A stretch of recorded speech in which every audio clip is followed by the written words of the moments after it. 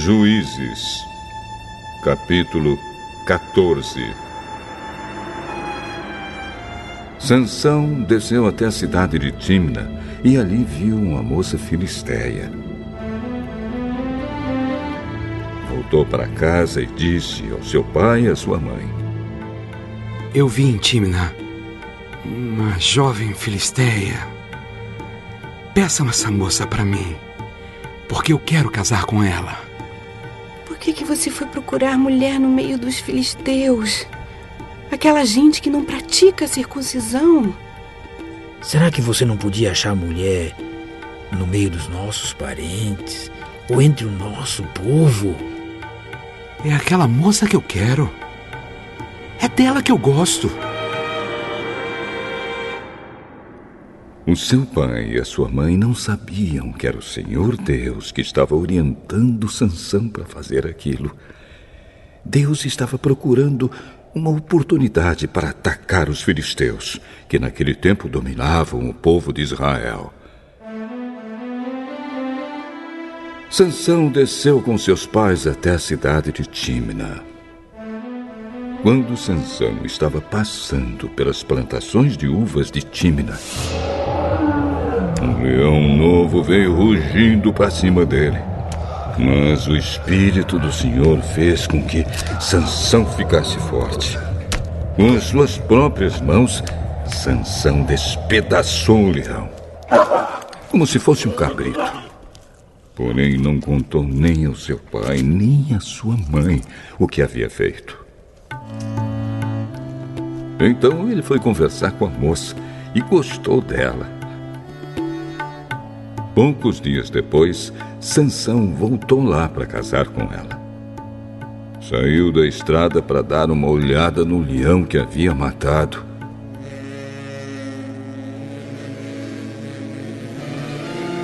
E ficou espantado ao ver um enxame de abelhas e mel dentro do corpo do animal morto. Então tirou o mel com as mãos e saiu comendo. Foi até onde estavam o seu pai e a sua mãe e deu a eles um pouco. E eles comeram. Porém, Sansão não contou a eles que havia tirado o mel do corpo do leão. O pai de Sansão foi à casa da moça. E Sansão deu um banquete ali, como era o costume dos moços. Quando os filisteus viram Sansão, trouxeram 30 rapazes para festejar com ele. E Sansão disse a eles: Eu tenho uma adivinhação para vocês. Aposto 30 túnicas de linho puro e 30 roupas finas, que antes de se passarem os 7 dias da festa de casamento, vocês não me darão a resposta. Diga! Qual é a adivinhação? Do que come, saiu comida. E do forte, saiu doçura.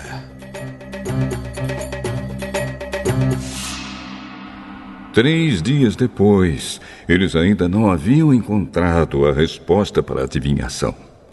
No 4º dia disseram à mulher de Sansão: Dê um jeito de fazer o seu marido dar a resposta da adivinhação. Se você não fizer isso, nós vamos pôr fogo na casa do seu pai e vamos queimar você junto. Vocês só nos convidaram para poder nos roubar, não foi? Aí a mulher de Sansão lhe disse, chorando: Você não me ama.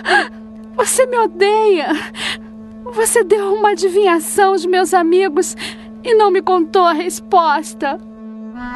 Eu não contei nem para o meu pai, nem para minha mãe. Por que acha que eu iria contar para você?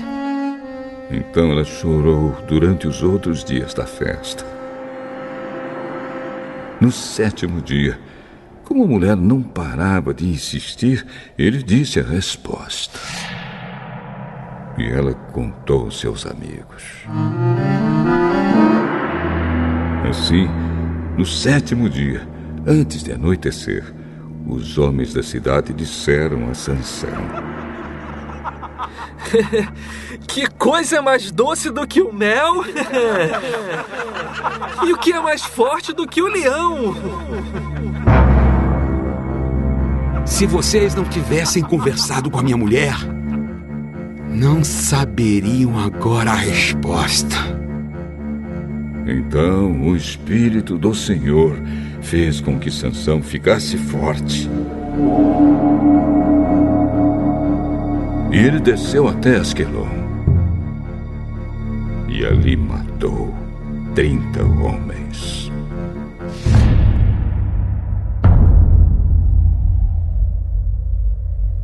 Tirou as roupas finas que eles vestiam e deu essas roupas aos rapazes que tinham respondido à adivinhação. Depois voltou para a casa do seu pai, furioso com o que havia acontecido. E a mulher de Sansão foi dada ao homem que tinha sido seu padrinho de casamento.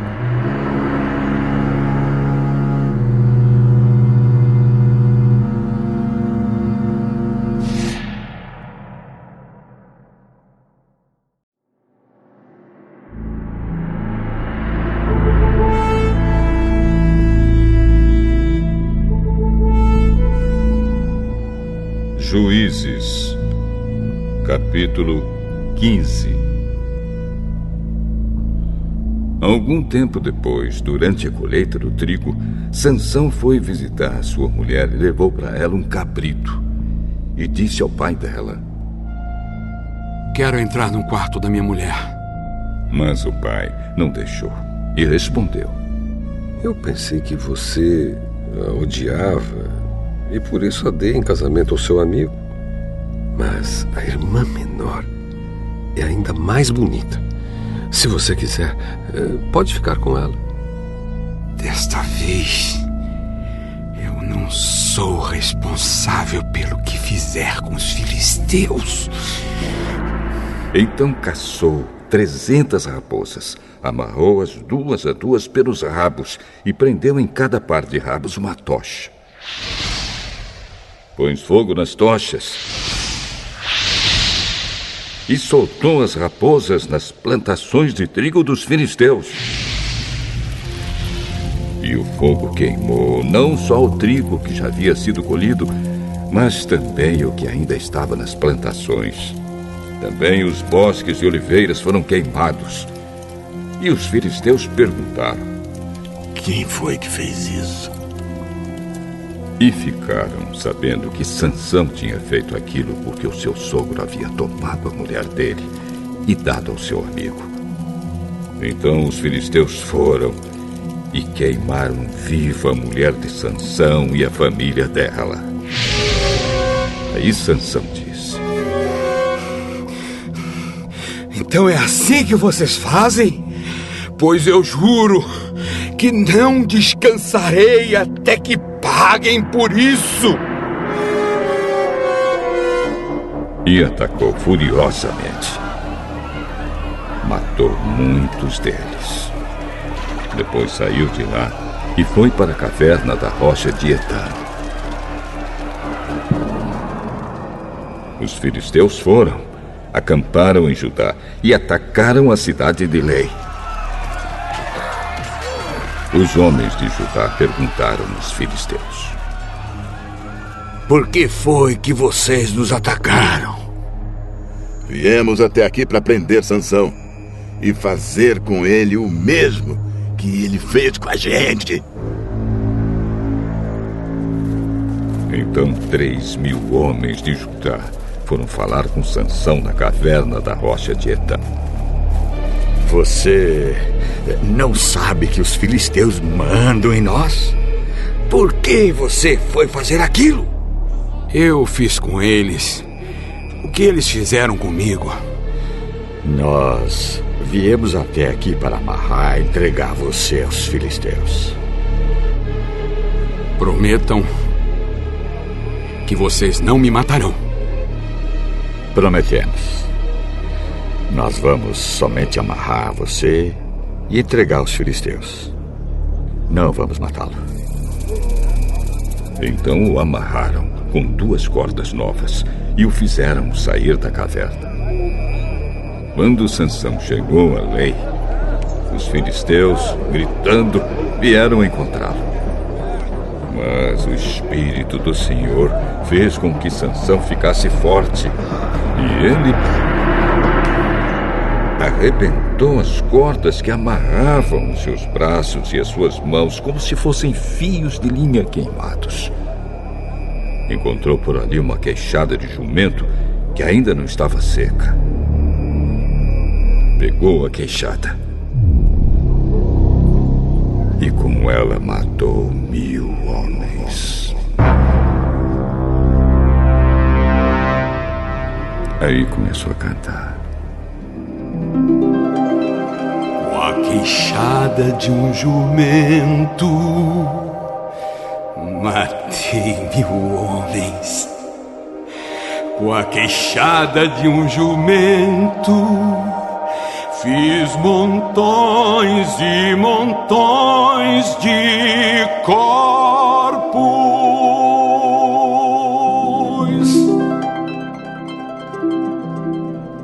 Depois, jogou fora a queixada. E aquele lugar foi chamado de Monte da Queixada. Sansão ficou com muita sede e fez esta oração a Deus, o Senhor. Tu me deste esta grande vitória. Será que agora vais deixar que eu morra de sede e caia nas mãos desta gente que não pratica circuncisão? Então, na cidade de Lei, Deus abriu um buraco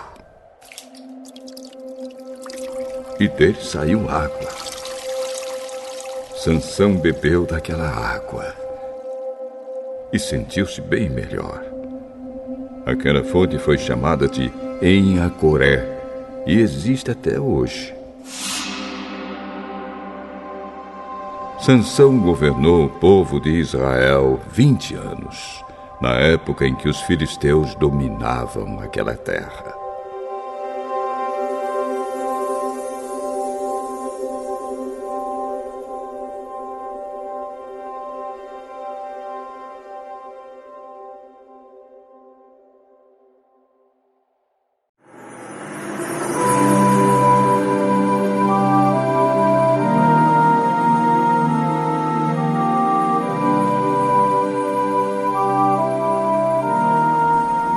Primeira carta aos Coríntios, capítulo 8.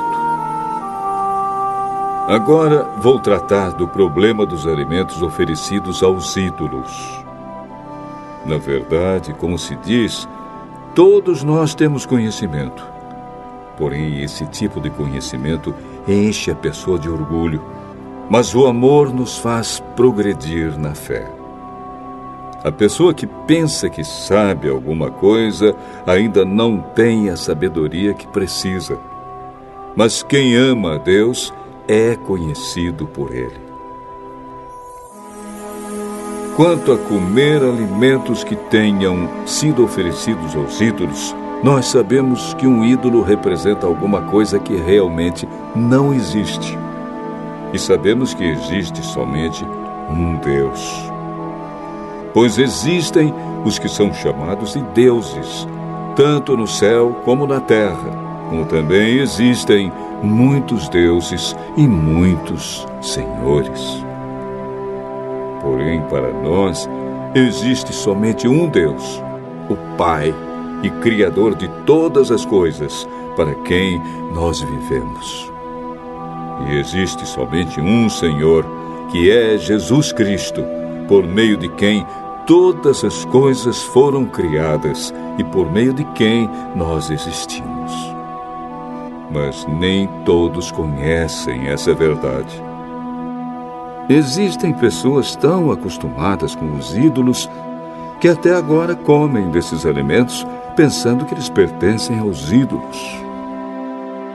A consciência dessas pessoas é fraca e por isso elas se sentem impuras quando comem desses alimentos. Não é esta ou aquela comida que vai fazer com que Deus nos aceite. Nós não perderemos nada se não comermos e não ganharemos nada se comermos desse alimento. Mas tenham cuidado para que essa liberdade de vocês não faça com que os fracos na fé caiam em pecado. Porque se uma pessoa que tem a consciência fraca neste assunto vir você, que tem conhecimento, comendo alimentos do templo de um ídolo, será que essa pessoa não vai querer também comer alimentos oferecidos aos ídolos?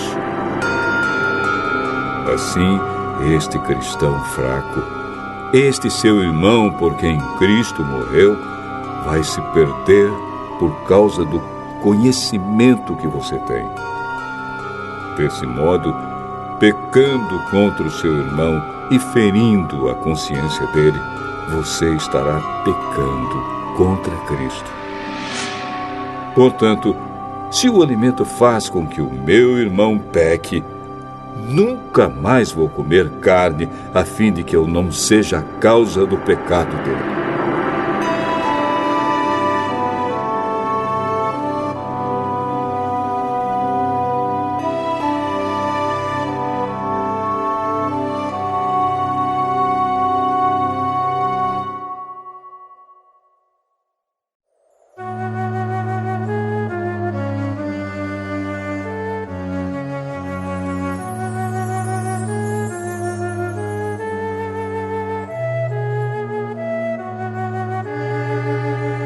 Primeira Carta aos Coríntios, capítulo 9.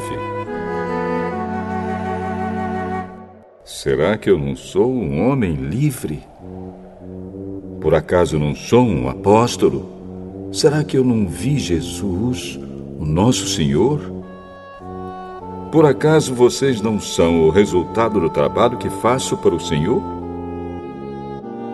Mesmo que outros não me aceitem como apóstolo, vocês me aceitam. Vocês mesmos, pelo fato de estarem unidos com o Senhor, são a prova de que sou um apóstolo. Quando as pessoas me criticam, eu me defendo, dizendo assim: será que eu não tenho o direito de receber comida e bebida pelo meu trabalho? Será que nas minhas viagens eu não tenho o direito de levar comigo uma esposa cristã, como fazem os outros apóstolos, os irmãos do Senhor Jesus e também Pedro? Ou será que Barnabé e eu somos os únicos que temos de trabalhar para nos sustentar? Quem já ouviu falar de algum soldado que pagou as suas próprias despesas no exército? Ou qual é o fazendeiro que não come das uvas da sua própria plantação? Ou qual é o pastor que não toma do leite do seu gado? Não pensem que eu me apoio somente nesses exemplos da vida diária, pois a lei diz a mesma coisa. Na lei de Moisés está escrito assim: não amarre a boca do boi quando ele estiver pisando o trigo. Por acaso Deus está interessado nos bois? Ou foi a nosso respeito que lhe disse isso? É claro que isso está escrito em nosso favor. Tanto a pessoa que planta como a que colhe fazem o seu trabalho na esperança de receber a sua parte da colheita. Se temos semeado entre vocês a semente espiritual, será demais se recebermos de vocês alguma recompensa material? Se outros têm o direito de esperar isso de vocês, será que nós não temos muito mais direito do que eles? No entanto, nós não temos usado esse direito. Pelo contrário, temos aguentado tudo para não atrapalhar o Evangelho de Cristo. Certamente vocês sabem que os que trabalham no templo É do templo que recebem os seus alimentos. E sabem também que os que oferecem sacrifícios no altar recebem uma parte da carne dos animais que são sacrificados ali. Assim o Senhor mandou também que aqueles que anunciam o Evangelho vivam do trabalho de anunciar o Evangelho. Mas eu não tenho usado nenhum desses direitos. Nem estou escrevendo isso agora para exigir esses direitos para mim mesmo. Eu preferiria morrer a fazer isso. E ninguém vai me tirar o orgulho que eu tenho de agir assim. Eu não tenho direito de ficar orgulhoso por anunciar o Evangelho. Afinal de contas, fazer isso é minha obrigação. Ai de mim se não anunciar o Evangelho. Por isso, se eu faço o meu trabalho por minha própria vontade, então posso esperar algum pagamento. Porém, se faço como um dever, é porque é um trabalho que Deus me deu para fazer. Nesse caso, qual é o pagamento que recebo? É a satisfação de anunciar o Evangelho sem cobrar nada e sem exigir os direitos que tenho como pregador do Evangelho. Sou um homem livre. Não sou escravo de ninguém. Mas eu me fiz escravo de todos a fim de ganhar para Cristo o maior número possível de pessoas. Quando trabalho entre os judeus, vivo como judeu a fim de ganhá-los para Cristo. Não estou debaixo da lei de Moisés, mas quando trabalho entre os judeus, vivo como se estivesse debaixo dessa lei para ganhar os judeus para Cristo. Assim também, quando estou entre os não-judeus, vivo fora da lei de Moisés a fim de ganhar os não-judeus para Cristo. Isso não quer dizer que eu não obedeço à lei de Deus, pois estou, de fato, debaixo da lei de Cristo. Quando estou entre os fracos na fé, eu me torno fraco também, a fim de ganhá-los para Cristo. Assim, eu me torno tudo para todos, a fim de poder, de qualquer maneira possível, salvar alguns. Faço tudo isso por causa do Evangelho, a fim de tomar parte nas suas bênçãos. Vocês sabem que numa corrida, embora todos os corredores tomem parte, somente um ganha o prêmio. Portanto, corram de tal maneira que ganhem o prêmio. Todo atleta que está treinando aguenta exercícios duros porque quer receber uma coroa de folhas de louro, uma coroa que, aliás, não dura muito. Mas nós queremos receber uma coroa que dura para sempre. Por isso, corro direto para a linha final. Também sou como um lutador de boxe, que não perde nenhum golpe. Eu trato o meu corpo duramente e o obrigo a ser completamente controlado, para que, depois de ter chamado outros para entrarem na luta, eu mesmo não venha a ser eliminado dela.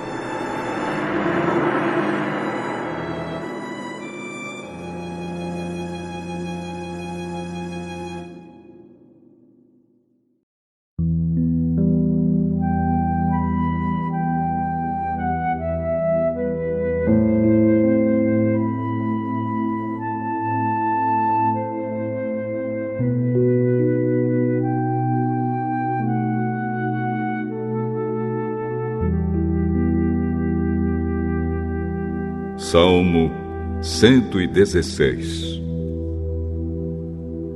Eu amo a Deus, o Senhor, porque Ele me ouve. Ele escuta as minhas orações. Ele me ouve sempre que eu clamo pedindo socorro. Os laços da morte estavam me apertando. Os horrores da sepultura tomaram conta de mim.